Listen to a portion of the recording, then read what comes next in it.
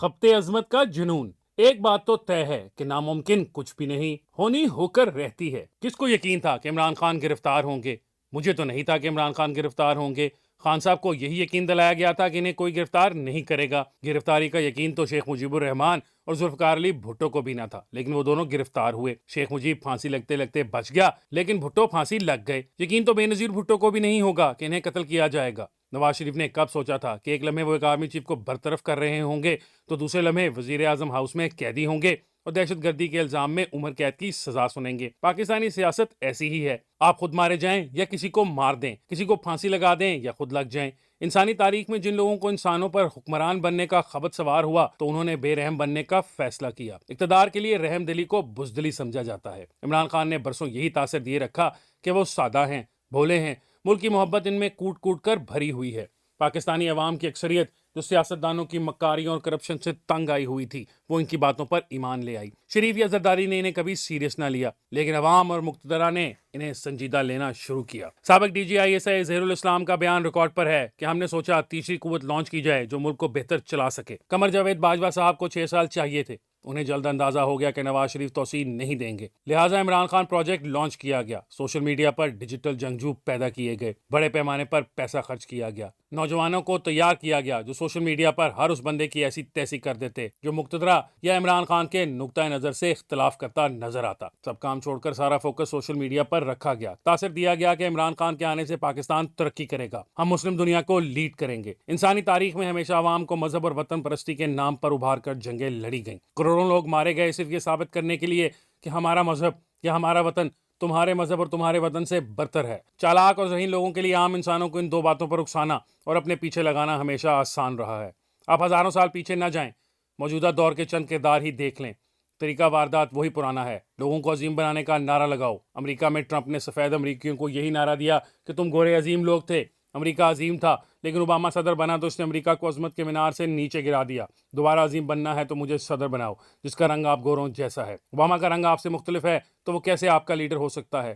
یوں امریکہ کو عظیم بنانے کا نعرہ دے کر امریکی معاشرے کو بدترین انداز میں تقسیم کر دیا اور خود صدر بن بیٹھا۔ جب صدر کا الیکشن ہارا تو وہ ہار نہ مان سکتا تھا، نہ اس کے حامی، اور یوں انہوں نے کیپٹل ہل پر قبضہ کیا، اندر گھس گئے، لوگوں کو مارا پیٹا، کچھ لوگ اپنی جان سے گئے۔ اب امریکہ میں خبت عظمت کے شکار گورے اپنے سے مختلف رنگ والوں کو چرچوں اور نائٹ کلبوں میں گولیاں مار رہے ہیں، صرف یہ ثابت کرنے کے لیے کہ ہم تم لوگوں سے عظیم ہیں کیونکہ ہمارا رنگ گورا ہے۔ آج کل اسی ٹرمپ پر نیو یارک کی عدالت میں سنگین مقدمات چل رہے ہیں۔ یہی کام ہمارے ہمسائے میں نریندر مودی اور بی جے پی نے کیا۔ وہاں بھی یہی نعرہ مارا گیا کہ تمہارا مذہب دنیا کا قدیم مذہب ہے، تمہاری تہذیب اور شان و شوکت سب سے اعلیٰ تھی، لیکن مسلمانوں کے حملوں اور حکمرانی سے یہ تہذیب برباد ہوئی۔ میں دوبارہ تمہارے مذہب کو آسمان کی بلندیوں پر لے جاؤں گا، تمہیں عظیم قوم بناؤں گا۔ یوں وہاں بھی سوشل میڈیا کے ذریعے دھیرے دھیرے لوگوں، خصوصاً نوجوانوں کا ذہن بنایا گیا کہ اگر تم نے عظیم بننا ہے تو پھر مسلمانوں کو ختم کرنا ہوگا، اور یہ کام کانگریس یا کمیونسٹ پارٹی کے بس کی بات نہیں تھی، یہ کام آر ایس ایس اور بی جے پی مل کر ہی کر سکتے تھے۔ یوں مودی گجرات سے اٹھا اور بھارت کا 2 دفعہ وزیر اعظم بنا، اور اب شاید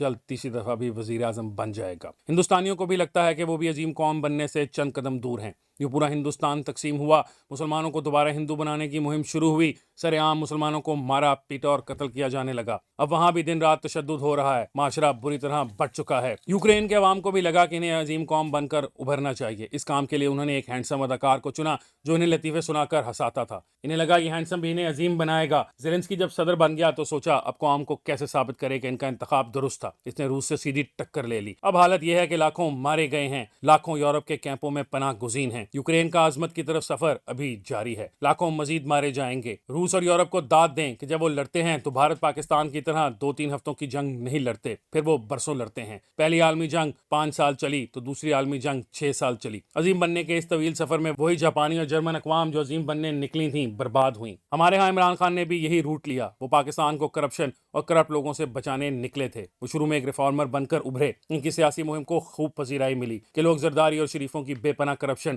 اور بیرون ملک جائیدادوں اور ان کے بچوں کے عیاشیوں اور لوٹ مار سے تنگ آ چکے تھے۔ خان صاحب نے چالاکی سے ان تمام کرپٹوں کو ساتھ ملایا جن کے خلاف وہ مہم چلا رہے تھے۔ انہوں نے لوگوں کو بتایا کہ وہ کتنی عظیم قوم کے ممبر تھے، بس انہیں لیڈر چاہیے تھا۔ ہر قوم ہر وقت مسیحا کی تلاش میں رہتی ہے۔ خان صاحب نے پاکستانی قوم کے سامنے جو ہیروز اور رول ماڈلز پیش کیے وہ سب افغان طالبان تھے۔ انہیں صرف افغان طالبان ہی بہادر اور غیرت مند نظر آئے، کوئی ایک پڑھا لکھا پاکستانی ان کا ہیرو نہ تھا۔ وہ بھول گئے کہ اس افغانستان کی کیا حالت ہے جس کو رول ماڈل بنا کر پیش کیا جا رہا تھا۔ وزیر اعظم بنے تو فیض حمید اور قمر باجوہ صاحب کو ساتھ ملا کر ان طالبان کو واپس لا کر سیٹل کیا جن پر الزام تھا کہ 70,000 پاکستانی مار ڈالے تھے۔ عمران خان کو لگا امریکہ، یورپ، چین، برطانیہ، سعودی عرب، قطر اور متحدہ امارات سے لڑنا زیادہ آسان کام تھا بنسبت پاکستان کو مسائل سے نکالنا۔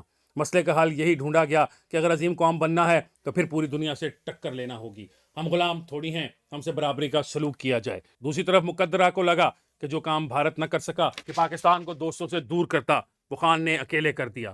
لیکن سوال یہ ہے کہ عمران خان کو ہٹا کر زرداری اور شریفوں کو واپس لانا درست فیصلہ تھا، جس نے ایک بدترین کیوس کو جنم دیا ہے جس کی شروعات عمران خان کی گرفتاری سے ہو چکی۔